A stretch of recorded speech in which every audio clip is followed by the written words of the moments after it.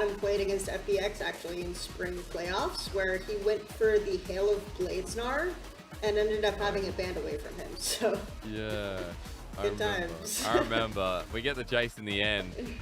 You know, for Cube as well, I think of things like Gnar, Sion, like Cube moves to very different angles, but this time around, we've seen a lot of Jace go well in the laning phase tonight, but Strive, we know with the narrative how it works out. Beitwan moving to mid lane. Now, this could be a flash as Root comes through, but they're not letting him burn the Summoner. Beitwan in and his return to the LPL with a grand first blood. You know, Beitwan is going to come in that early, so even though Strive has a bit of a CS advantage at this point, at bottom lane, hang on, Ignite down, flash away, Yuyanjia, LWX matching it in the 2v2. We talked about this. LWX and Hung again, huge chat. Set up for a 2v2 scenario, and if that isn't well warded or you're not expecting the wraparound, easy to get a gank off from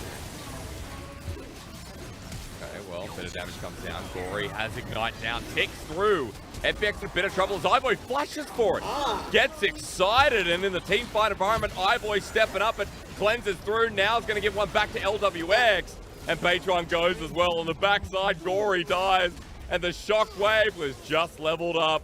Okay, RA are back in the game, and that was just a big fight over a very early dragon.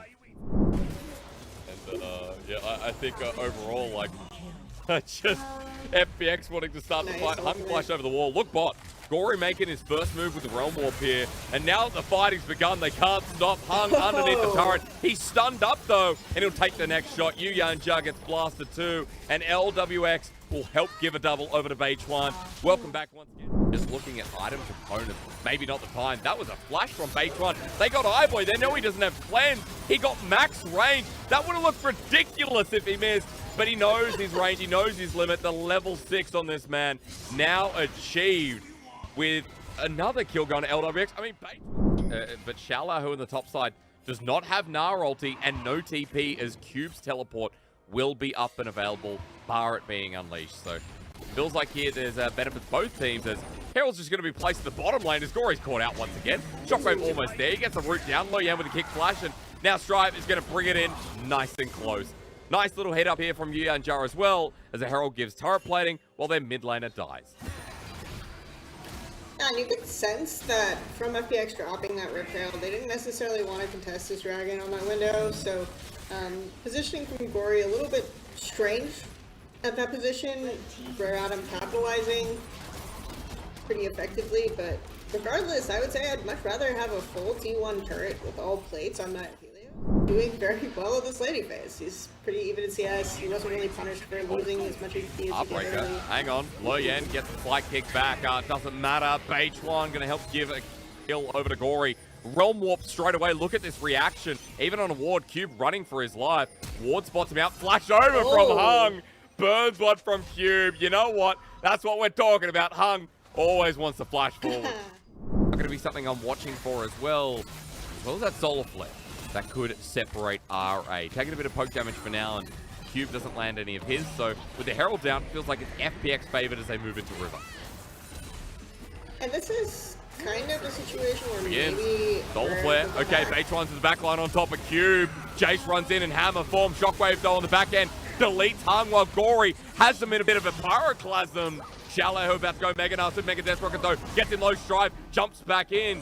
Shallow has his ulti there, but he's not going to risk it. Instead, FPX move up to mid lane turret. They know they've lost the dragon, they've lost the fight, and for RA, it's a gold trade versus the soul point. Back, Kelsey, RA is starting it again. Yeah, I mean, this is what RA want to do, right? They want FPX to kind of walk into them so they can... Oh no, LWX is dead. Right. Oh no, okay, Dragon's going to go down, but what did it cost? Absolutely everything. 5 members still alive for RA in front of the Baron. And FPX have 3. Beitwan, you flip Barons all the time. Actually, no, that's split. Now we believe in you, but he's not even going to look near it. FPX may be learning while RA pick up the purple worm. Yeah, and I think... Yeah, and there's not a whole lot you can do versus a Baron team, even if you are a Rise, right? Okay, well, Beitwan caught out from a great early game to whatever that was. FPX might be saying GG, go next. They need to start getting some serious wins for us to have confidence in them. Hung up against the wall. A good little shockwave here. He doesn't move at all, and that's easy, does it? LWX burnt out as the fight begins. H1, who was so unstoppable in the early game, now begins to die. Strive from the wing. Beautiful stuff. Shala, who I don't even think I've seen a big Nara ulti at all this game. There's your first one. And there's your last. Strive will clean him up with Luryen doing the same. On top of Gory, he's meant to be a tank. iBoy is lethal tempoing to hell. Let's end this one in under 30 minutes because RA want to go to LPL, Donald.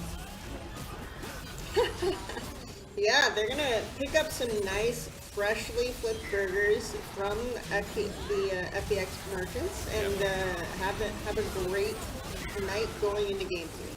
Nice little takeaway. RA clean it up. Game number 1 over to them and a step closer to evening out their series score in the LPL. I'm not sure what happened with FPX, but past the early game, it all went to hell. Yeah, and you do